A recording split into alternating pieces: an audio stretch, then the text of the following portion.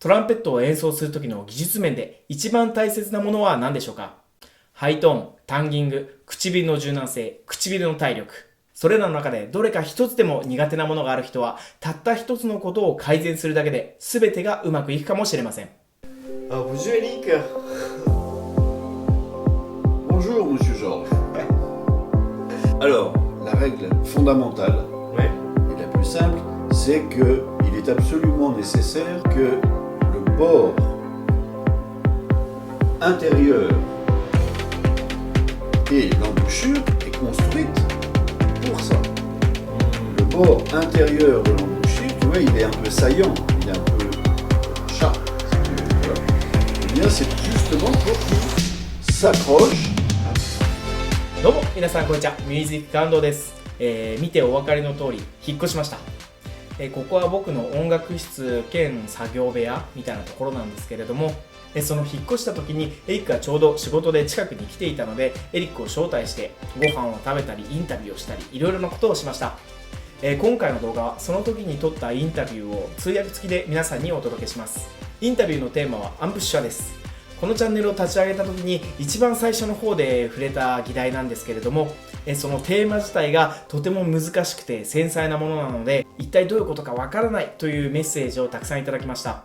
中でも一つあったのが、アンブシャーというものは時とともに定着していくものなのではないかというようなコメントなんですけれども、今回の動画ではね、そういったこともエリックが解説しているので、ぜひ最後までご覧いただけたらと思います。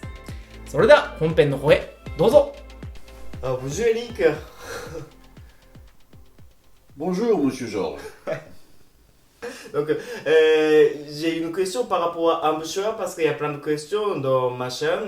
Des gens qui n'ont pas bien compris comment on met le partie rouge dans l'embouchure. Est-ce que tu peux expliquer par rapport à ça? Alors, la règle fondamentale Ouais. et la plus simple, c'est qu'il est absolument nécessaire que le bord intérieur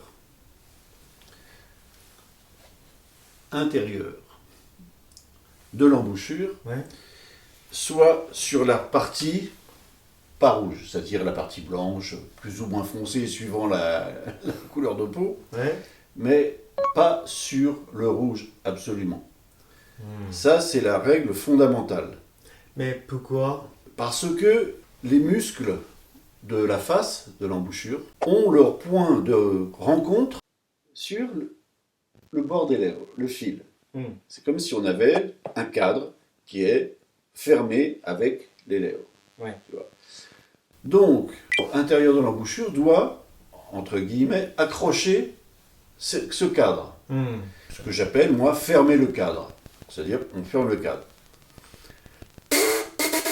Tu vois?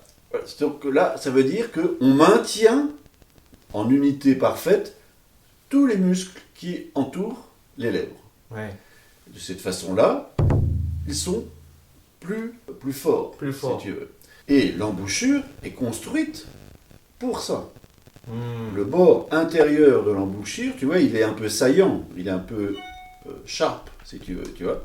Eh bien, c'est justement pour qu'il s'accroche un petit peu à ce cadre, si tu veux. Ouais. L'important, c'est que la position se maintienne.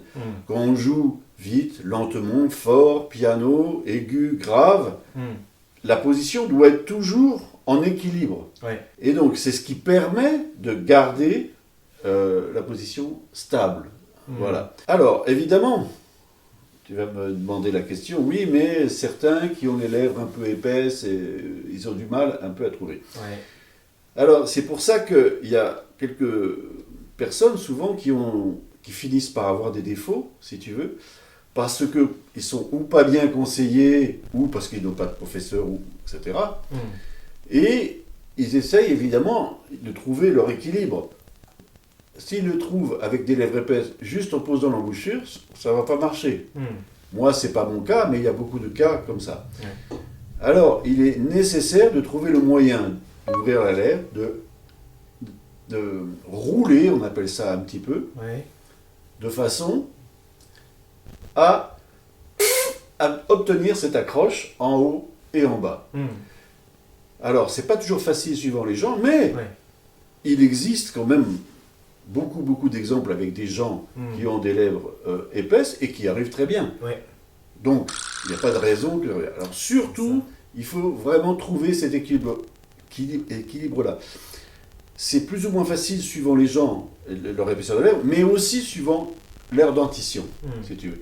Et en fait, c'est pas toujours la dentition, mais c'est la mâchoire. Si la mâchoire est en avant ou en arrière, Ouais. c'est beaucoup plus difficile ou beaucoup plus facile. Les cas les plus difficiles, que j'ai expérimentés depuis 40 ans maintenant, c'est les cas où la mâchoire est en avant par rapport à la mâchoire supérieure, la mâchoire inférieure en avant, et avec des lèvres épaisses. Là, c'est nettement plus délicat et beaucoup plus difficile.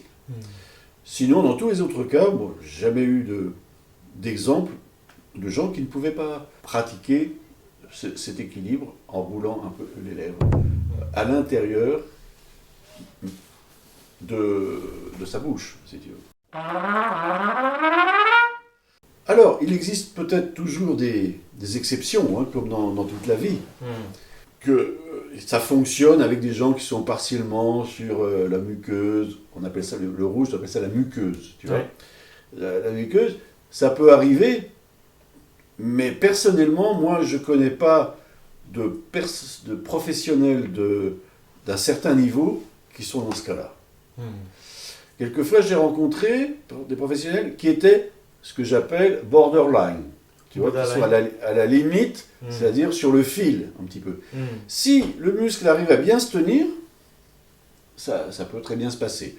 Ensuite, je vais ajouter que suivant la configuration des bords, rim, Ouais. tu vois, les bords, eh bien, il peut y avoir plus ou moins de facilité à tenir le masque si on a par exemple des bords beaucoup plus larges. Ouais. Donc on agrandit la surface de pose et de cette façon il est possible que l'équilibre se fasse et que ça tienne le muscle.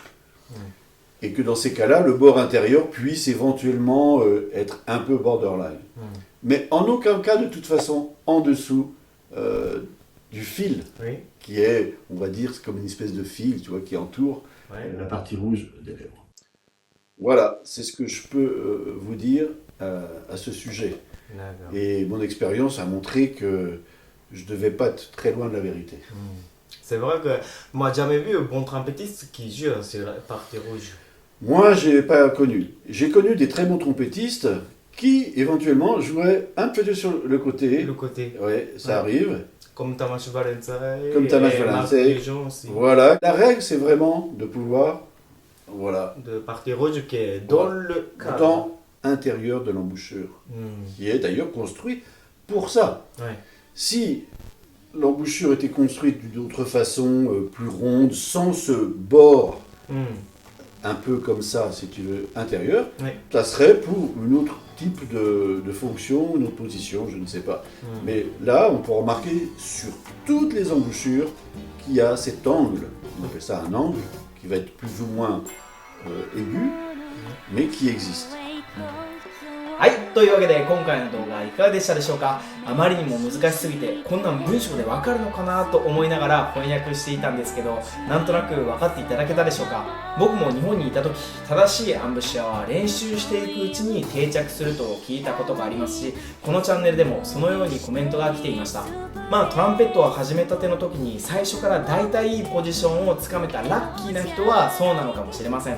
しかしエリックが言っていたのは正しいアンブシュアではなく間違ったアンブシュアの考え方です。一人一人人間は違うので、こうやっていけば絶対に上手くなれるなんて正解は教えられないんですよ。うまくいっていない人になぜそれがうまくいっていないのか、原因と解決方法を示すことならできるとエリックはよく言っています。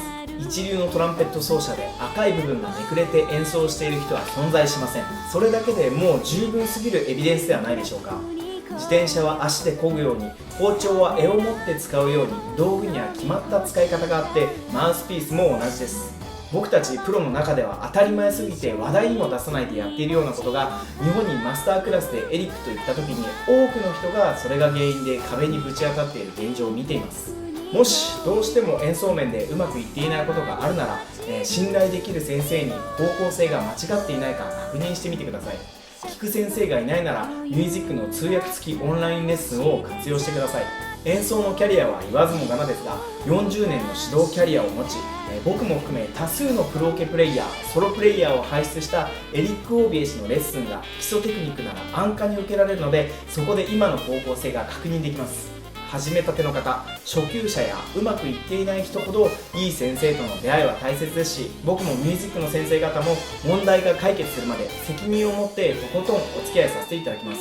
上級者の方も世界に視野を広げて新しいチャンスを探すきっかけにもなります。